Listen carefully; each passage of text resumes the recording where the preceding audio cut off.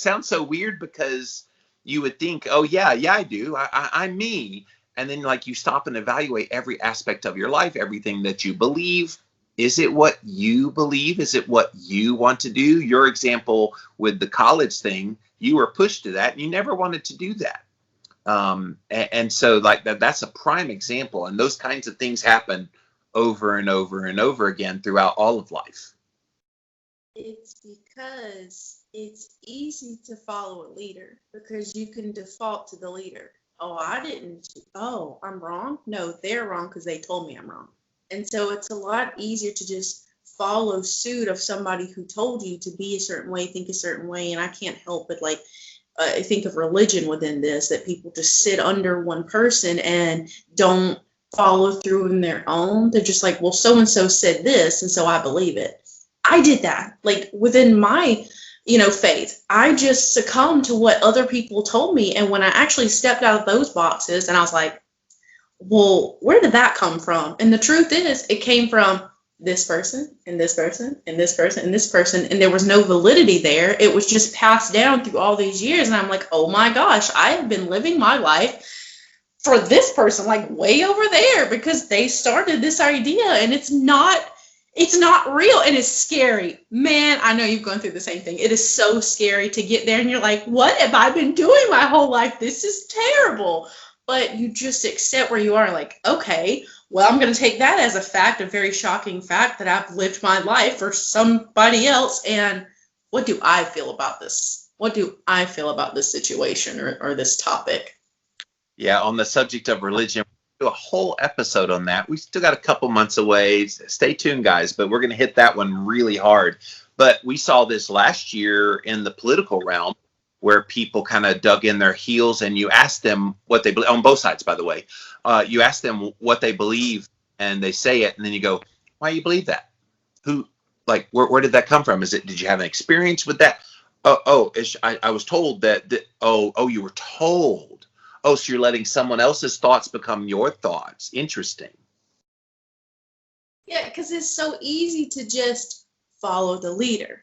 So whatever the leader believes, oh, I must believe that too.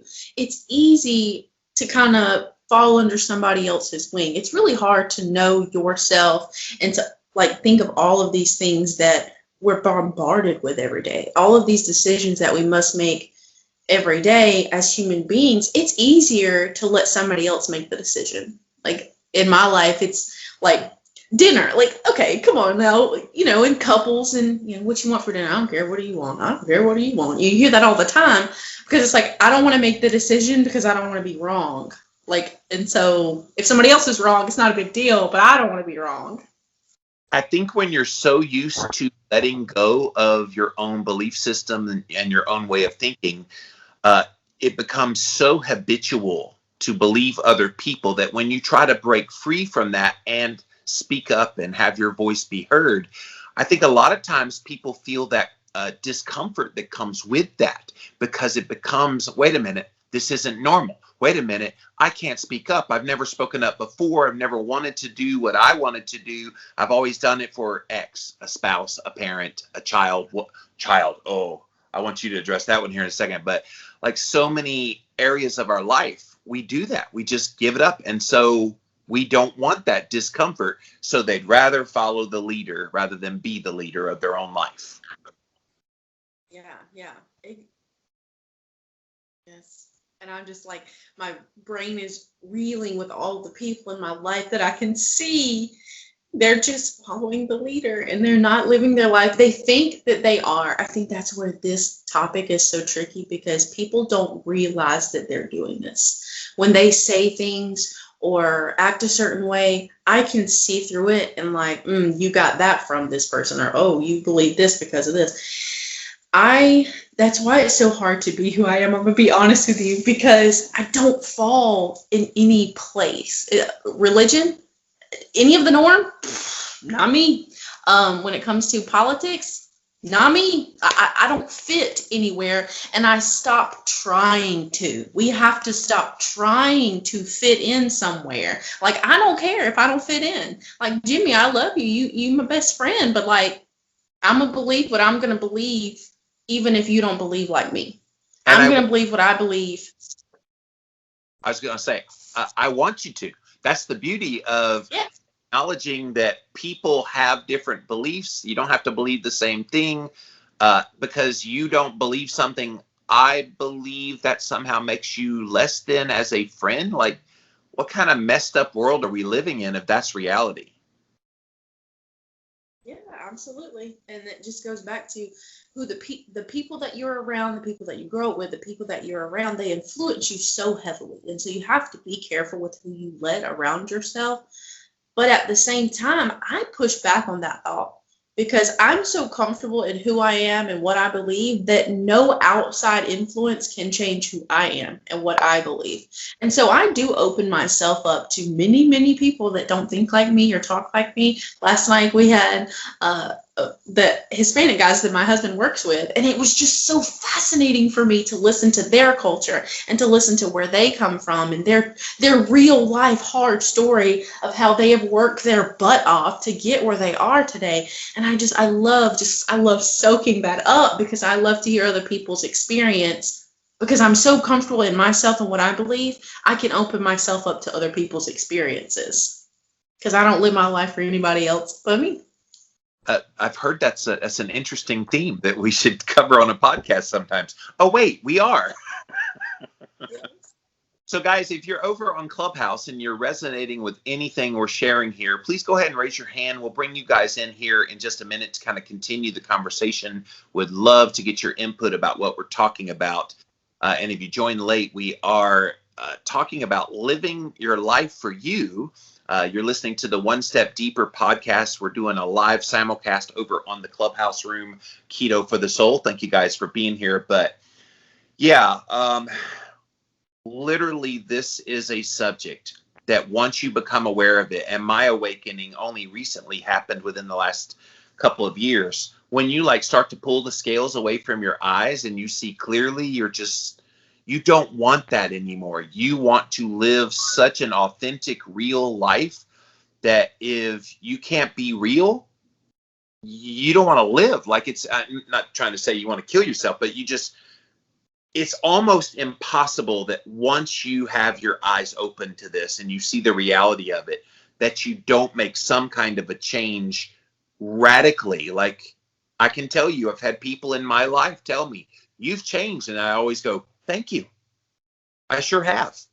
And gladly so. Like, if we don't constantly evolve ourselves and get better and expect better and do better for ourselves, how do we ever expect to grow in this world? Yes. I believe that every human being on the planet, every human being has the responsibility within themselves to grow. Don't just be comfortable with saying things like, oh, it's just the way I am. Ew. I don't like that statement of, this is just the way I am, or, oh, it's just always done it this way, or I turned out just fine.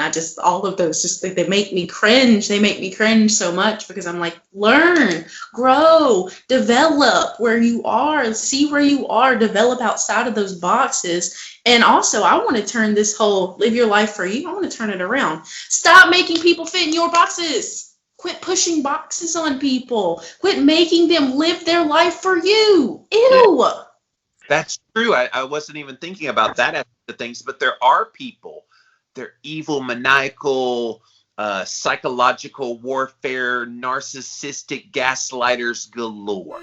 And you know who you are. I'm staring you in the face right now. Don't do that. Like, so many of us had to live under those kinds of people growing up. My dad, huge narcissist, asshole. Who beats their kids? Like, what the hell, dude? And you got sexually abused at 12. What man would do that to a 12-year-old? Come on. It's these kinds of things, they shape you. And it takes a while to break free. You had to deal with your trauma before you could be this authentic you and stop believing what other people told you to believe. Exactly. And I mean, we could break the trauma down into the actual events that happen, or we could really just describe it as I was put in a box in all of these different places as a kid.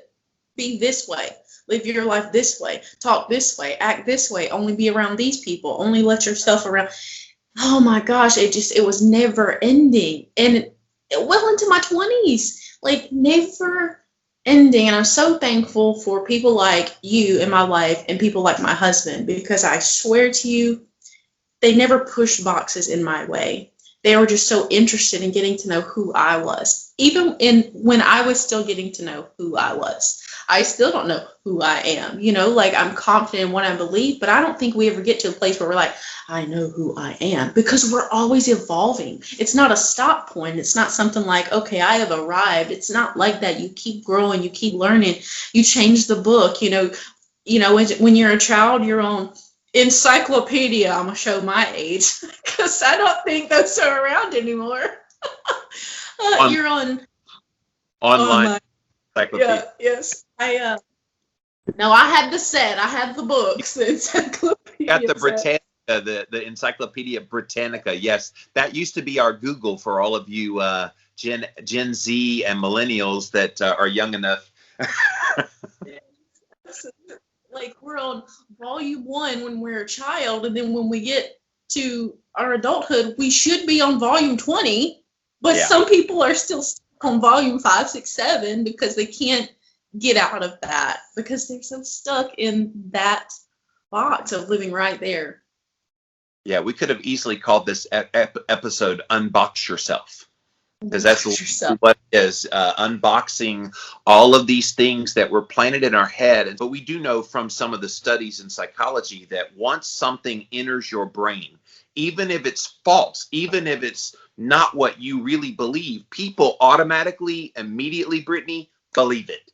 Like I literally did rants on this last year where I talked about, like I said, in psychology, you think, okay, you hear an idea, you vet it out, and then you decide whether you believe it or not. That's not true at all. This is why, like health headlines, people will see red meat causes cancer and will make you die. And people go, oh no, red meat's going to cause cancer and make me die. And I go, how do you know that's true? They just believed it. And this happens in the real world. People say things, you hear it, and it automatically becomes their belief system when it's not their belief system at all. Oh man! Oh, the stories that I have. Yeah, I'll cover some of those. I gotta keep some of those in. Oh gosh, I cannot stand to scroll Facebook. Like I hate it. I have a demographic on Instagram and then a different demographic on Facebook. Yeah. My Facebook stays pretty personal, and it's just the personal relationships with people that I know in real life. And so most of it are family members and the older generation that I know, like family. And so they find these headlines. They never open the article, and they repost the headline. Yeah. And I'm just like, please stop doing that. Like, just look a little bit more. I would never get the day I open, and I wish I could remember what the headline was, but it was some eye-catching headline. Yeah. I clicked on it because I'm a clicker. I want to know more. Like, oh, okay, that's a headline. Let me see what it actually is about. And I clicked on it, and it literally was a giant page that said, "This is satire." And I'm like, yeah. And in the comments, like straight believing what the headline said. And I'm like, Babylon. Can we uncover some deeper there?